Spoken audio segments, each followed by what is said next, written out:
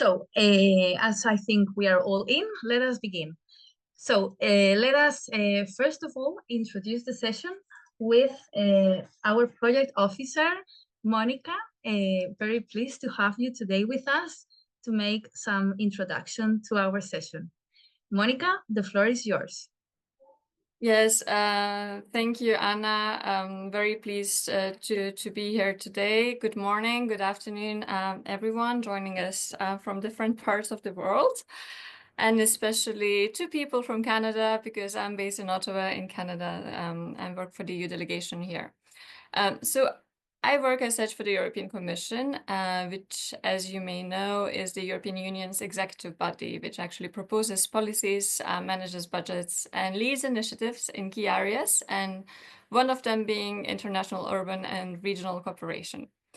And across SDU, and today this morning I would like to set a little bit the framework for this discussion, so the policy framework, since in the EU we are focused on actually rethinking how cities manage the curbside space and urban mobility, especially in urban areas that face growing challenges such as traffic congestion, air pollution, access to public space, and in general, need for more climate resiliency.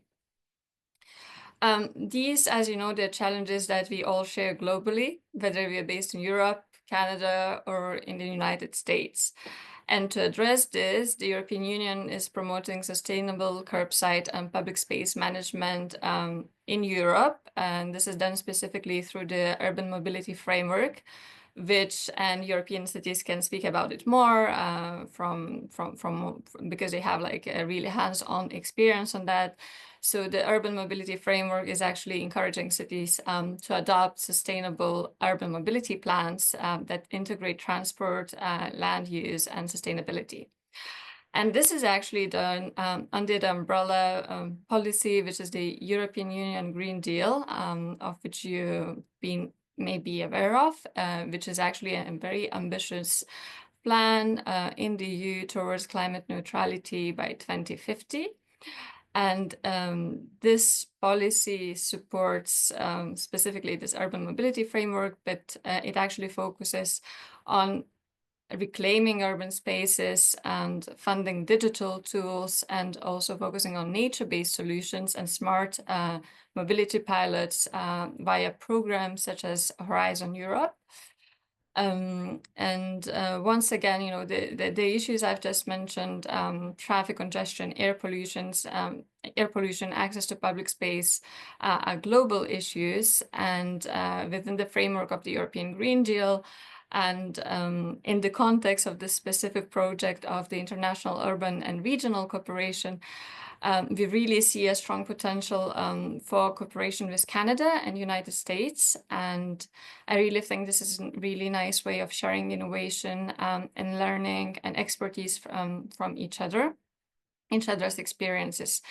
And although today we focus more on the issues and the best practices in Munich, so you'll have a nice presentation from the city of Munich.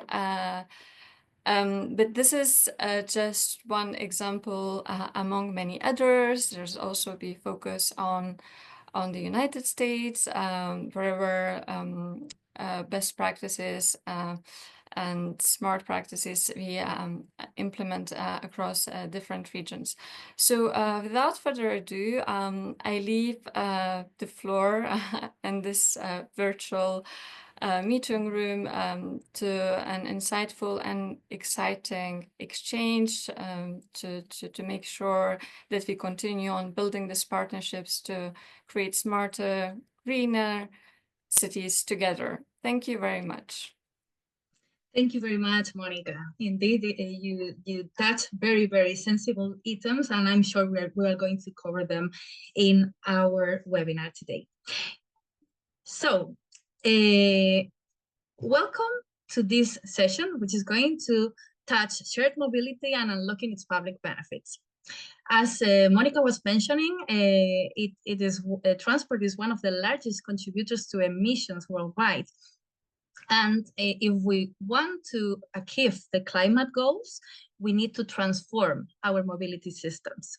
So today we will explore how shared mobility solutions can help reduce environmental impact while improving accessibility, efficiency, and urban livability in our cities, both from the European side and from the North America, because IURC is that a bridge between those best practices and those exchanges to improve what has been done in our cities. I just heard today the news that the World Meteorological Organization has released its State of the Global Climate 2024 report. And I was astonished because it revealed that the ocean temperatures have reached their highest levels ever recorded. So it is true that climate change is here, and it's a stark reminder that we need to accelerate the climate crisis and the response from our cities. So in this session, we will explore, as Monica was advancing, some best practices from Munich and also from North American cities, examining how their approaches align with the European Green Deal and emissions reduction objectives. Beyond infrastructure and technology, we will also discuss how digital tools, communication strategies, and awareness campaigns can help shift citizen behavior, which is essential indeed to increase shared mobility. So take the word, citizen behavior. I encourage you to actively participate, so feel free to use the chat. And right now, I am trying to ask you to write down the cities from where you are listening to us, and what you expect, no, for today's session. So let's try to fit the chats, and we will get the most of these exchanges. So as we are seeing in the agenda, and to break the ice, so I think we advanced these two questions when we invited you to our webinar, but it is good if we remind them. So we start feeding also the chat and see what are our main challenges and barriers you are facing in promoting shared mobility and related new services in your cities, mainly related to new digital tools. And also, have shared mobility services been integrated into your mobility planning strategies? As Monica was mentioned, this is very important. Many European cities have advanced with their mobility planning strategies as the sustainable urban mobility plans or even sustainable urban logistics plans. But now it's important to pass on to concrete solutions and see what is separating us from regulation to touch the most of it. Next, Eva, thank you. I would also like to take the opportunity to thank all the people that are behind the screen that have made this webinar. And let us begin with our colleague, Stefano. Hi, Stefano, how are you? Hi. Hi.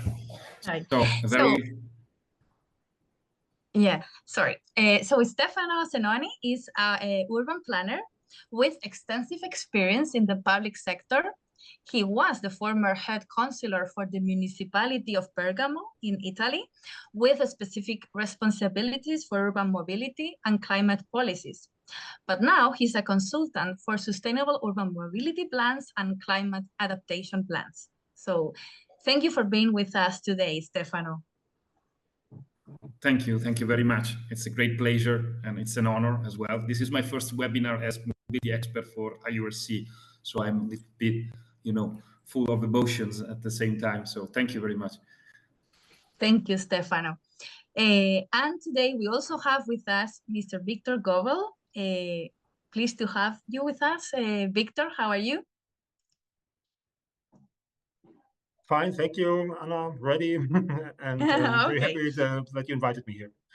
Thank you, Victor. So Victor is the project manager at the city of Munich, wonderful city, in the field of sustainable mobility. He's responsible for the concept of micromobility and the necessary monitoring.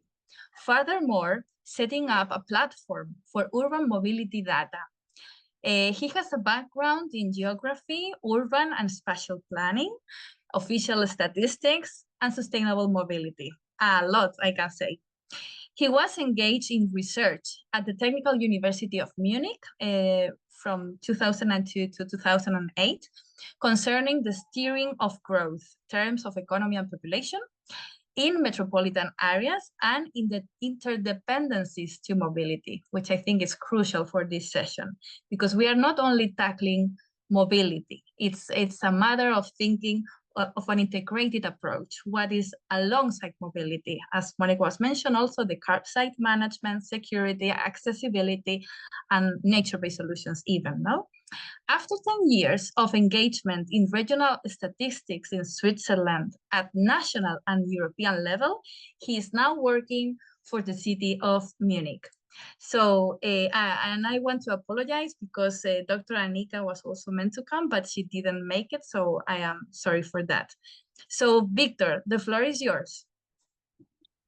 So thank you very much, Anna. So there was a lot of introductions. I welcome all participants, and I'm now happy to talk a bit about how we implement shared mobility in Munich and how it fits in our context of sustainable mobility overall.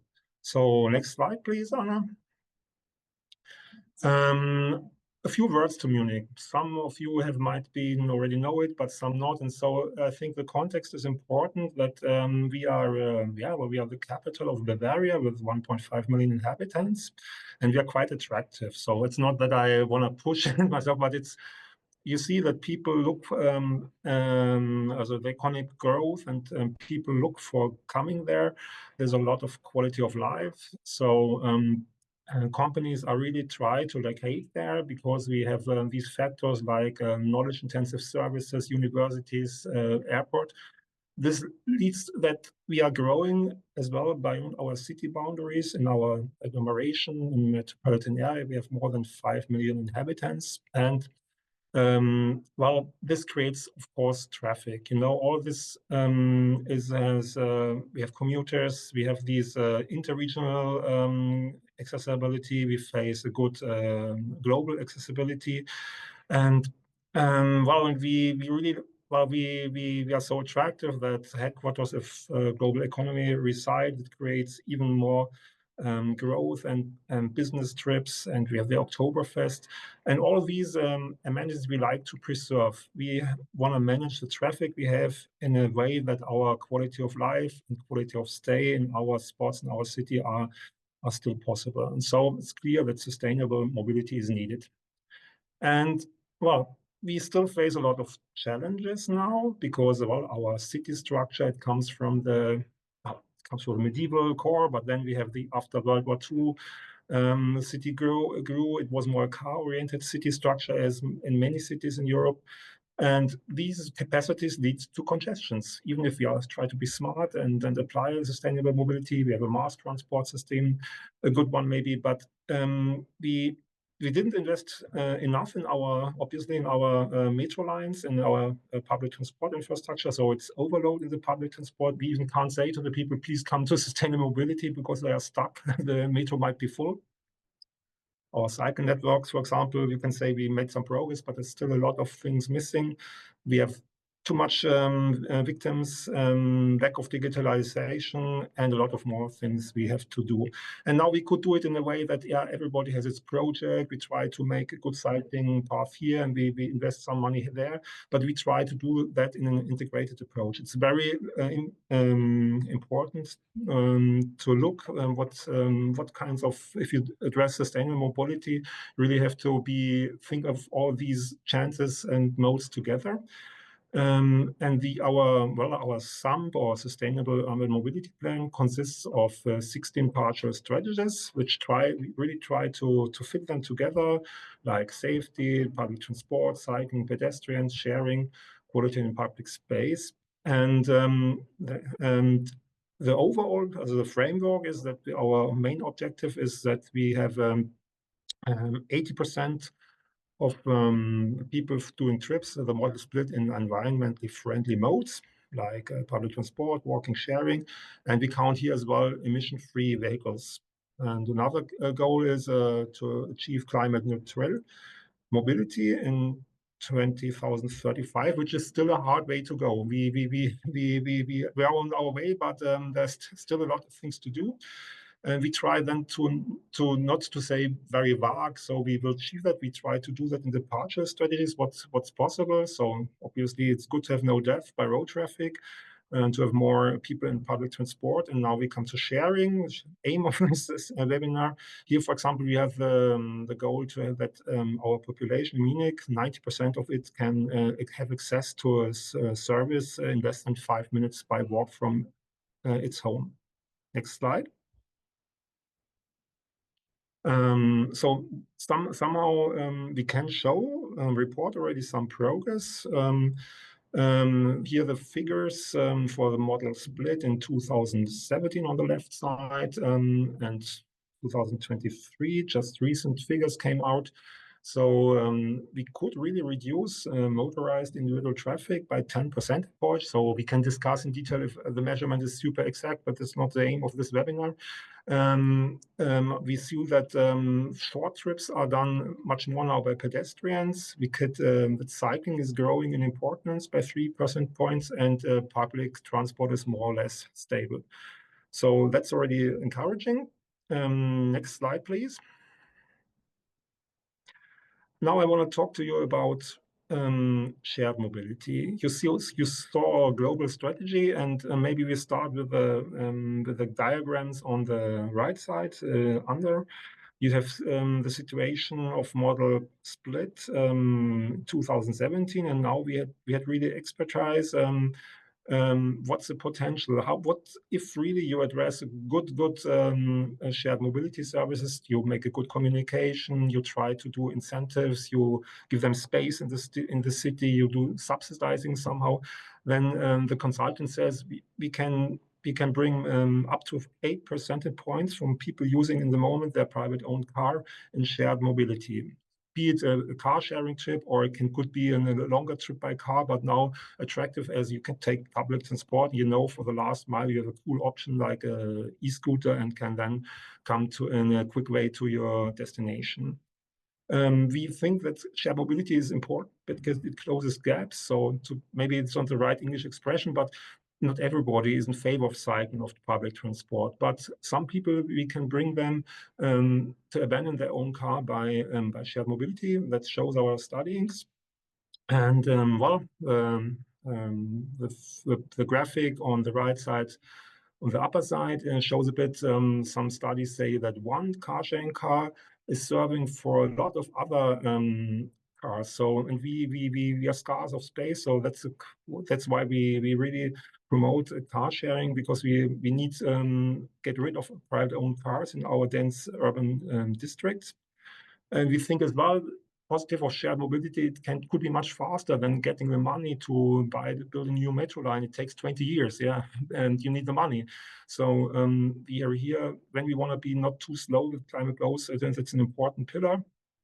It's interactive and can be really much more cost effective, maybe. So next slide, please. Our measures in sharing, they are that we really change parking spaces, 1,600 spots in Munich. Some are free floating, so they can be used by car, and 600 are from a station-based car sharing concept. Then we implement 675 stations for micromobility, this covering the whole city area. That has something to do with this goal that we want to make 90% of the population and make it accessible for them. And then we have 200 mobility hubs. You have these shared mobility services, but we do a bit more. I show you later. There's a good connection to public transport, and we try to improve with other infrastructure like banks, the quality of stay. We do now we have tendered a new public bike sharing system. We have already one, but now we really boost it. We go in the region, we subsidize it, we give for public transport card holders the first 30 minutes free. We even have e-bikes to make it attractive for people not so physically fit. We try to communicate all these services and make them accessible by attractive, easy to handle mobility platforms and apps. We experiment a bit with mobility budgets and mass. and we develop ODM services. So, well, all of it is a lot of to do. I can't go into detail now. Next slide, please. What I want to introduce here concretely is one point that we think that well, we create these 200 mobility hubs. Many European cities do it, and some do it in a very, very fancy way with much electronics. For us, it's our concept is we do it that there's some physical connection. We can't do it only virtually, digitally. It has to be seen. Then it's like a publicity. People are there now. There's a new service there. We put up a pillar and show for our citizens and tourists passing by where's the next service, how does it work. And here we really, it's an intermodal point where public transport and sharing comes together. And we try really to make them a bit more attractive. Then we offer their fountains of drinking water in times of climate changing or warming up, putting up the charging infrastructure, bicycle air pumps. We try to green it, that it's really attractive to be there. Next slide. Yeah, that's a thing here. You might see that. So, well, there was a festival then on the other side, but that's again with these surfaces where at former times it was just an ugly parking space for private owned cars. We now have here the place to bring community together to make the urban life more vibrant and add as well. I think it's much more better to when you regarding your smartphone and you pick up a bike, it's better to do that in a quiet environment with quality than on a very dangerous spot at a heavily used road. Next slide. These are now the concept of our bike sharing and stations and other stations for micromobility.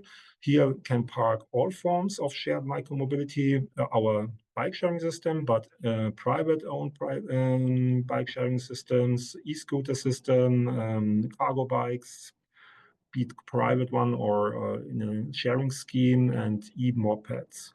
We really discover, so for us it's, well, it was a former parking space for cars, and we have to explain to citizens that this system is important because it's advantages. If we regard the free floating we had in 2019 when the vehicles comes to Munich, it was a bit a mess on the curbside, and we lost a bit the promotion, or we lost population was not a bit twofold. Half of the population said, we are annoyed by these vehicles. Why is that necessary? We don't like them, and political parties will react. And so it was very important to have a concept which shows that sharing is in line with still with quality of life, and that disabled people don't fall over maybe a scooter, and that they are parked very properly. So it's our responsibility of the city to provide the space for that. Next slide, please. So I don't want to not too much details. It's just to show a bit that we have a systematic approach. The red spots are these mobility points covering all services. The yellow spots are these parking sites for micromobility. We try to connect. Those just to show you that we cover really the whole city area, and the blue spots are the airline distance. We cover this population. Next slide, please. Here comes now a bit, now we have these nice surfaces to steer micromobility, and we have challenges still. We have these, but a lot of work to implement them, and sometimes there's no service possible because people find no devices, no vehicles. Sometimes we have the opposite, you have too much of them, or only from one provider, and the other providers will complain because they can't come. And then we have maybe some problems with accuracy still that could be dangerous, this bicycle on the right side being in the street. So all this has to be tackled. Next slide, please. Yeah, and tackling this means we need good regulation. We learned that, and for us, it's indispensable. So I think nearly all cities have maybe similar restrictions. In Munich, it's that we have, for example, not more than 1,000 vehicles in the inner city districts as a whole, and we have 5 providers. So we restrict that already on that scale. We apply geofencing, force our providers to that a rental can't end in these zones. And we put them, so end of a rental is not possible in a park or green areas or in zones. We circle 100 meters around the parking zone, because then it's acceptable that you park on the station. We don't like vehicles parking too long at one place. That means the space is not used efficiently, parking space. And well, some vehicles are tagged as dangerous, so we need a system which enables us to look, does a provider tie it up or not, and when. And well, we have showed you these pictures of these stations, maybe overload. We really have to look, check it systematically, what's the quota or the rate of occupancy. We don't want providers that they push 10 or 20 or 30 vehicles on one spot. And so we need a regulation system. And we need it not only for controlling providers, a bit more fancy as well, to make for us a city our own planes, and to know where's the hotspots of use we like, if it's used, if it's good used in a good way, because it means there's not a private car. And so we analyze the flows, we analyze the growth, and that's for us is very important as well. Next slide, please. Well, and for all these challenges, we found a solution, which, well, we need a tool, indispensable again for us. And here it's a good activity coming from North America, as I learned. The mobility data specification allows good communication between providers and the vehicles in the city. So we know now where these vehicles are. We know how they move, more or less. We know how long they are there. And this is very efficient, a good data scheme, which covers our needs more or less. And we took now Populous. We will in the webinar as well. We are very happy to have this tool. They are on the contract, and it serves us very well. So there's other tools. They will serve us this too. I don't make too much publicity, but just to show the city of Munich, it's essential to have a tool like this to promote still shared mobility. If not, it will be out of control, and we have too much disadvantage, which would be a pity. I talk now a lot in my input. Victor, sorry, 2 minutes left. No, but I finished already, Anna. So okay, so you did it great. Now there's more space maybe for interesting questions. There will be Q&A later that I learned, but even after the webinar, if anybody feels to come in contact with me, here's my email address. And now I hand back to Anna, and hoping to have an interesting webinar.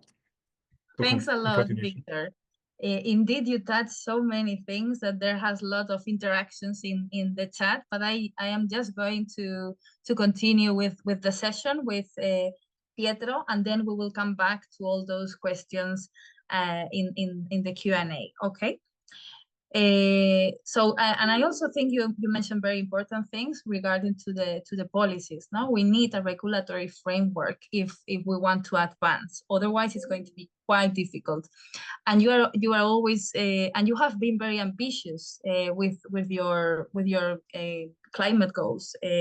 Neutrality in 2035. It's a quite challenge, but we will deepen a little bit in the roundtable to see how you are managing with that, but I have seen many progress, so congrats for everything that has been already done in Munich. So thank you again, Victor, and let's move on right now with the second presentation, and there will be some more time for the questions and answers and from all the comments that you are sharing in the screen, in the chat. So Pietro, welcome on board also, Mr. Pietro Peyron. Pietro is a physics graduate. He believes that smart use of data can accelerate the transition to cleaner and more sustainable mobility. With over 7 years of experience in shared mobility, first with an operator and now supporting European cities and mainly the city of Munich, so that is why you are here, but also North American cities. So you have a wider picture of the things that are working in North America and the things that are working in Europe. So that is why you are also here today with us. You help local governments leverage data to maximize the impact of shared mobility. So Pietro, it is great to have you today with us, and the floor is yours. Thank you, Anna. And yeah, it's a great pleasure for me to be here in front of so many cities from all over the world. I will try to really like address some specific challenges that we think are common for different cities to really work together towards better public space. So yes, the first message I'd like to deliver here is that shared mobility is here to stay. So we saw since mid-90s, so almost 30 years ago, where the first shared mobility programs began, like at a big scale, thinking of, for example, the Buscyklen in Copenhagen. Since then, we saw a huge adoption, a huge diversification of programs. And now we can really say that like shared mobility is with us. Everyone is used to that. We see shared vehicles in our streets. And yeah, as you can see here, over 1,000 cities in the EU and 400 in North America have a shared mobility program. So we are working with something here. You touched about the necessity to really like change towards a more sustainable and resilient in terms of climate city. And shared mobility is one of our allies. As you can see on the mobility pyramid on the right, which is a figure that I really like, we need to get on a diet in our cities. So we need to fight what is called out obesity. Private cars are the enemy, and shared mobility works. And also, as Victor mentioned when he was talking about the goals of the city of Munich, works to help this to increase these environmentally friendly modes, to increase this to get to this 80% of good trips. Say. So now that we saw that, the second question is, but does really shared mobility delivers on the goal we're talking about? So is shared mobility helping our cities achieving their goals? And here there is really like a lot of studies. I haven't seen a single study saying that the shared mobility doesn't really deliver on the climate goals. Here I decided to mention one from 2022. This is an Interreg EU project where basically a pilot, so just 1 year pilot, was adopted in 5 different cities in 5 different countries in the EU. And you can see different results in terms of CO2 saving and private car vehicles traveled per year, but it was positive in 5 different cities across all the different impacts that were assessed. But yeah, unfortunately there is a but. So we saw shared mobility is there, shared mobility works. So why aren't we all using it? If we go to the next slide, yeah, I think we have a problem with data.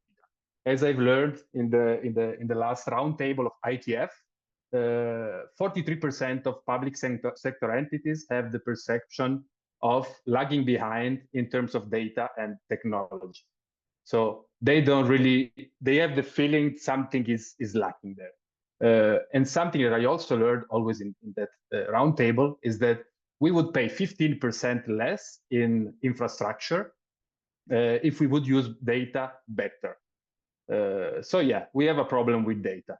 In addition to that, talking about EU cities, I know that from our market research, over 80% of EU cities are not really using data coming from operators in a structured way. What does structured way means?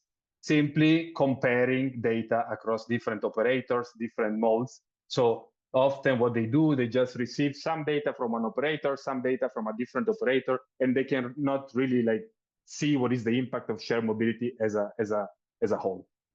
So yeah, when you have a shared mobility program, but you don't really know what to do with data, what happens is that in the worst case scenario, and we saw few cities doing it, you decide banning your program, and that's not really the the purpose, right, of shared mobility. So we are here, and what I'm gonna tell you in the next couple of minutes is a couple of examples of how good data can really help your city achieve your goals.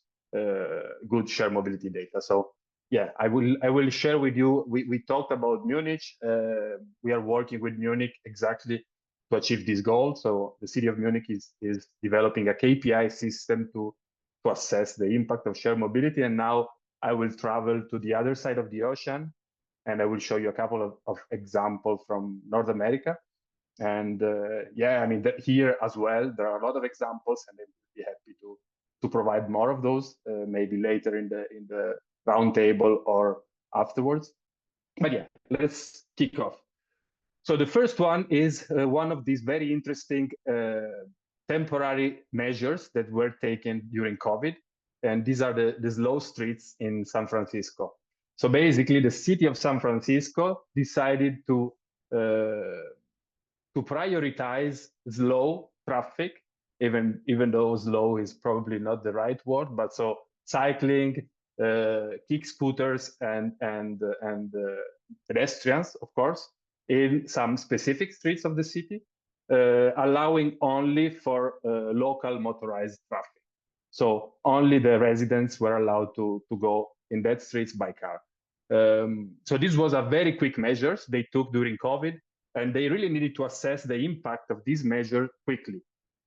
Thanks to shared mobility data, they were able to do it. So if we go to the next slide, we see in red, you see the two slow streets, and in green, in petrol green, you see all the trips that were crossing these two streets. So that's the question that you always ask yourself when you build like a temporary infrastructure. Are really people using it? Is it really working?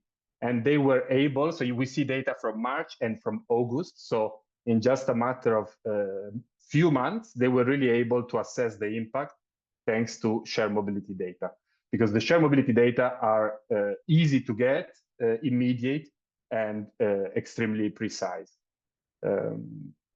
Let's now move to Maryland, Baltimore in Maryland. And here is not really a temporary measure, but more like a typical investment in an artery of the street. So North Avenue is one of the main arteries of Baltimore. And the city decided on a $27 million project to build several facilities to improve the quality of transport and, of course, of life in this street. So you see the list. So there were sidewalk improvements, more bike share stations, some safety improvements, bike lanes, as you can see. So a lot of different investments. And here again, you want to see what is the impact of a street like that. What you see here is the number of MDS recorded trips from the shared mobility program in this avenue. So 2020, there was nothing, so old scenario. 2021, the infrastructure was built, and you see an increase of 150% of the shared mobility trips in the first year. And interestingly enough, in the second year, it was more than double. So 320% more trips compared to year zero, right? So again, shared mobility proved to really provide you data about the result, the impact of a certain facility that the city decided to build. And something that you also see is that behavior. You mentioned that, Anna, behavior change is something that happens, but you need time for that. So you need to be patient, and yeah, we will discuss briefly about that. Here we're always in Baltimore.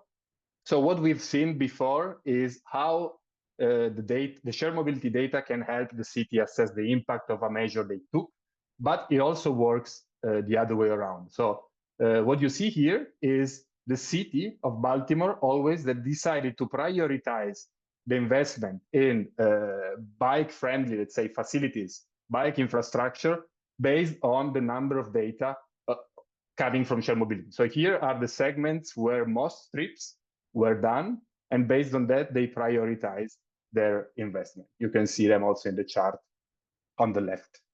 So coming back to the behavior change, that's a long process. It's a marathon. It's not a sprint. So you really need to be there on the street to provide different solutions and to reach beyond the first adapter. So we saw from 150% in the first year to over 300% in the second year. The results will come. You just need to really believe. And when you talk about marathons, there is no shortcuts. There is no secret ingredient. It's just about steady pace wins the race. So if I can give any city advices on how to really reach their city goals, those are the 3 steps that needs to be made. So first of all, of course, you need to have very clear what are your city goals.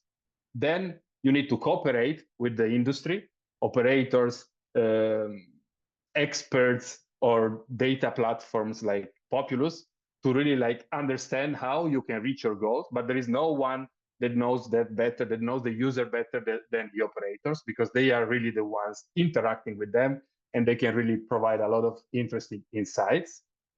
Once you have a clear picture, then you need to implement your shared mobility program. So you really need to define the strategy, what Victor, for example, was describing earlier. Write an RFP, decide how you want to incentivize shared mobility, which modes, and how you think it should work. Select the operators and create policies. And here is really important that also a transparent data sharing agreement is put in place. So this way you can get to number 3, which is monitoring the impact. So you can really see what went well, what went wrong, what delivered on your city goals, and then start again. So every time you get better, you keep this steady circle, and with a steady pace, you can win the race. This was it. So you can find me on LinkedIn or write me an email. I will be happy to keep discussing about how you can maximize the impact of your shared mobility program. And please keep your shared vehicles on the streets, because if you have shared mobility programs and you build the right infrastructure, they will come. Thanks a lot, Pietro. It was so insightful. So before that, Eva, I am just going to ask you to stop sharing the screen so we get to see all the audience that is today with us. What I liked a lot from your exposition, Pietro, was the practical projects that you have been involved. So you get to know from the policy, let's say, area that Victor was showcasing in Munich to what has been really done in those cities, both from the European side and from North America, what has worked and what is going to work, because I also believe in the behavioral change, as you are mentioning, and also believe that this is it has a lot to, it's going to work because the new generations are choosing shared mobility. And I can tell you from all the cousins that I have in my family, all the young people prefer shared mobility than having their own car. So it is coming little by little, but it is coming. I would just say that regarding the 3 steps that you were mentioning on that circular approach, that from our perspective, maybe it will be good to separate the policy framework with that is what has been done from the European side, from the sustainable urban mobility plans, and then implement, monitor, and continue improve. So there's a lot to be done, but we are in the wheel, no? So today I am seeing in the chat that we have people from Boston, Copenhagen, Vienna, Dublin, Toronto. I don't know if I pronounced it correctly. Let's try. Region of Stuttgart, Rimini, Madrid, Ottawa, St. John's, Paris, again, Ottawa, lots of people from Canada, Zaragoza, Milan, Albuquerque. Nice to see people from Albuquerque. Well, there's people also coming from Milan, Rimini, Copenhagen, well, a lot. So there were some exchanges in the chat. So I am just going to direct the main questions, and I think they came from the exposition from Victor.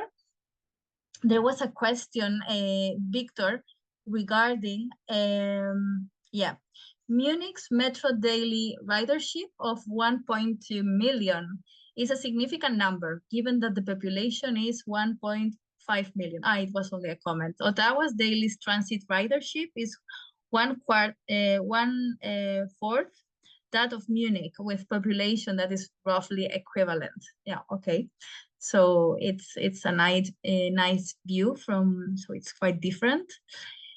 I think there was also one comment. We are fairly small city. We have a sustainable urban mobility plan within which we have inserted sharing mobility strategies.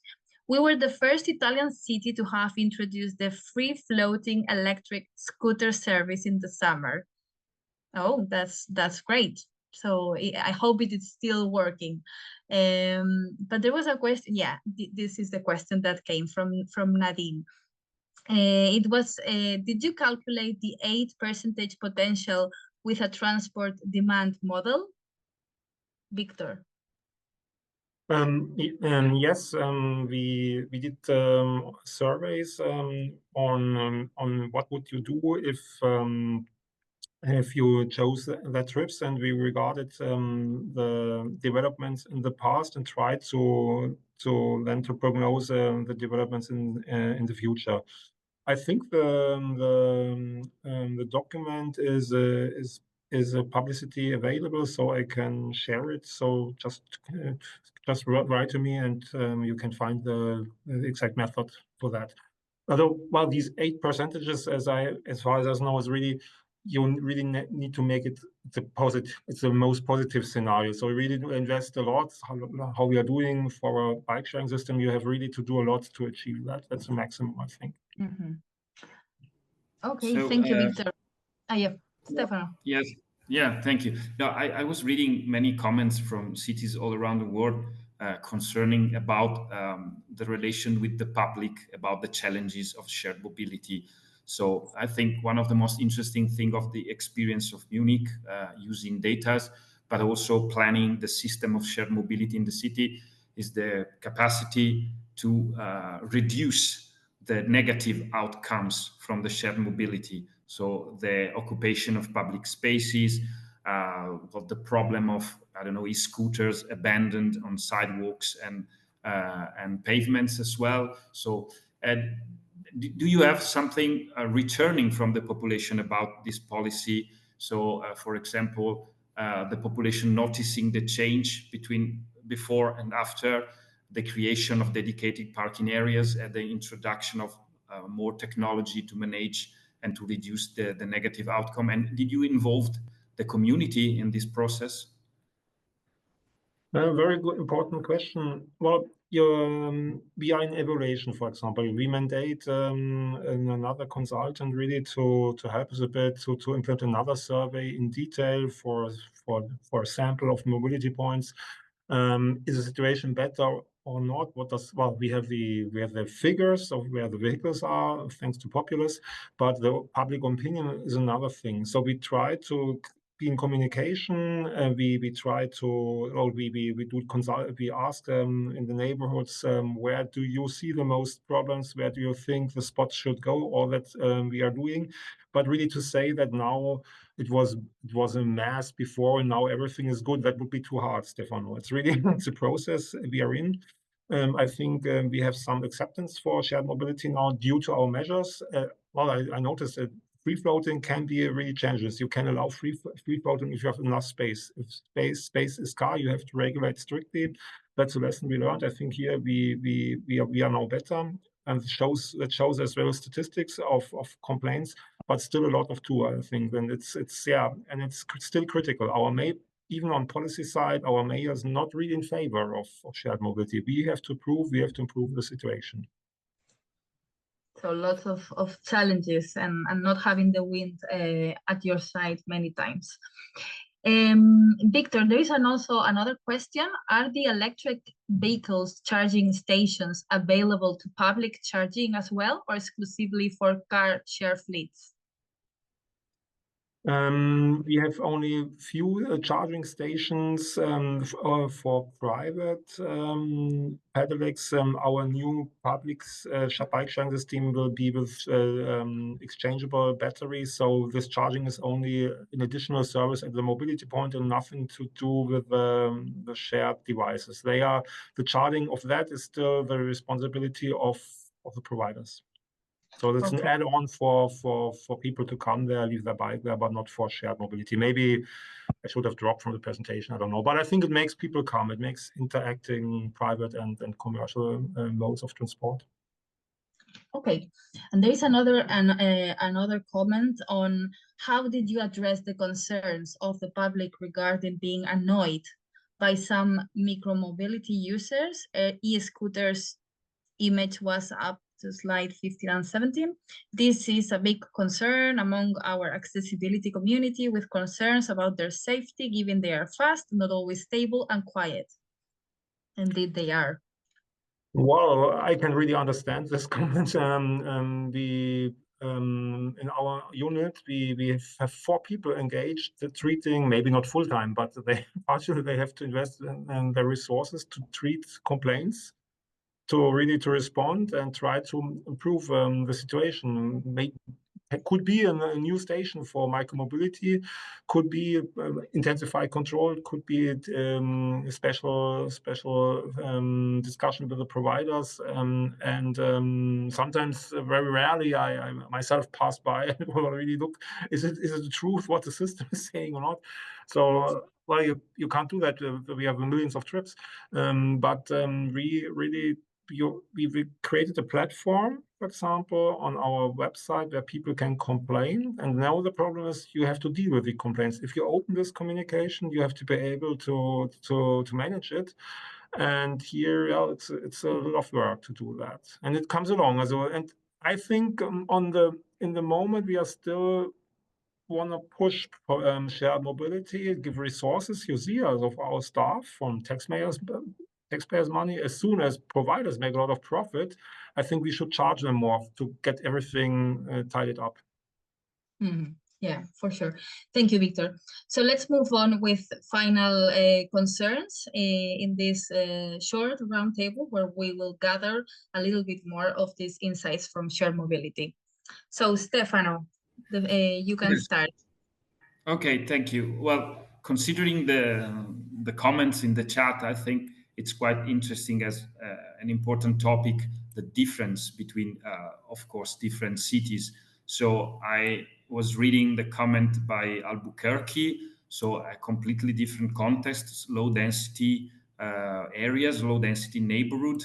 So of course, shared mobility is typically linked to high density urban areas, but at the same time, not all the world is high density, of course. And then before, another comment about the fragmentation, the administrative fragmentation. So the comment was from Sorenboom, sorry for the pronunciation, but it's about the difficult to coordinate different sustainable urban mobility plan in a very fragmented areas. So we are now discovering different experiences. So maybe this is a topic for Pietro, who has a long experience in shared mobility companies. So do you know context in which low density could not be a problem for shared mobility policies, or even technological solution to reduce the cost of shared mobility? So we have the free floating system, but also the station-based. There are pros and cons in both systems. So maybe you can, tell us something that different situation from a big city like Munich could be implemented somewhere in the world. I don't know if Pietro is still here. Yeah, I'm here. Can you hear me? Perfectly well. Wonderful. Yeah, okay. Yes, thanks for the question. And that's the $100 million question, literally. because I mean, shared mobility goes from being a fully private service to being part of public transport, right? So, of course, when you are in a more dense, interestingly commercial area, maybe after a few years, because as we saw, you need like a couple of years, 3, 4, to really make it more profitable, it becomes fully commercial.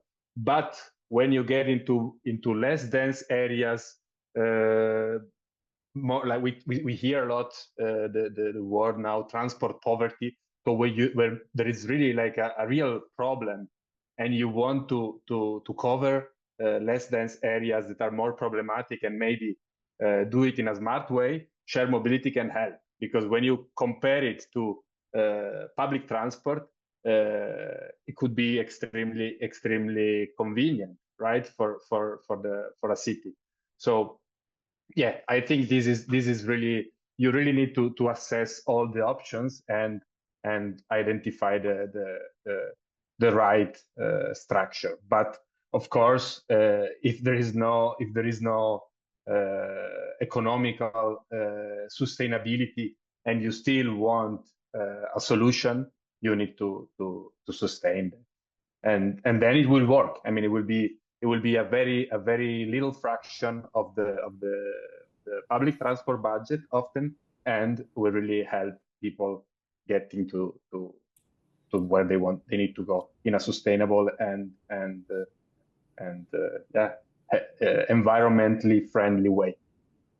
So continuing your food metaphor at the beginning of your presentation, you have to find the right combination of ingredients. So public mobility, shared mobility, private mobility. So okay, correct. Thank you. I think we are going to the last part of the presentation. Is it correct, Anna? Yes, Stefano. Victor has his hand raised. Yeah. And just very shortly, a very short addition to that, we have a regional bike sharing system, and our municipalities neighboring are very heterogeneous, and some of them we say, okay, for us, it's a regional system. We can't regard shared mobility in a metropolitan region, that all trips would end at the border of a community. We have some universities, and some of these municipalities have quite well good figures in rentals per day. So I encourage to think in the regional scale. That's what we do. That's just a short comment in addition to this question. Thank you very much, Victor.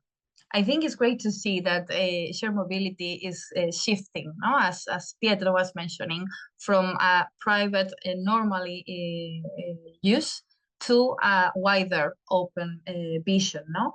And I just wanted also to share one final insight from the city of San Francisco, as I learned very recently that they have opened a ticket after the events they have in a specific audience.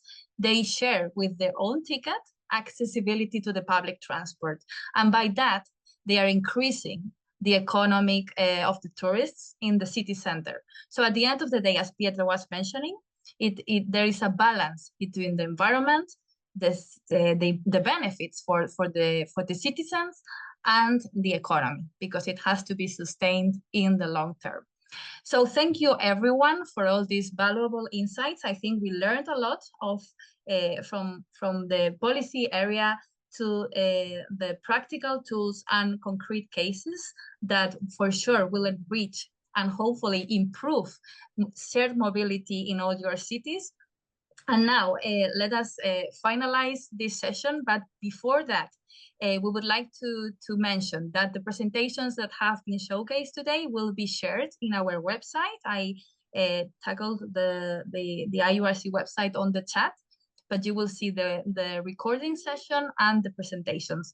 And to finalize, I will just kindly ask you to fill the survey, which is just going to be included in the chat now.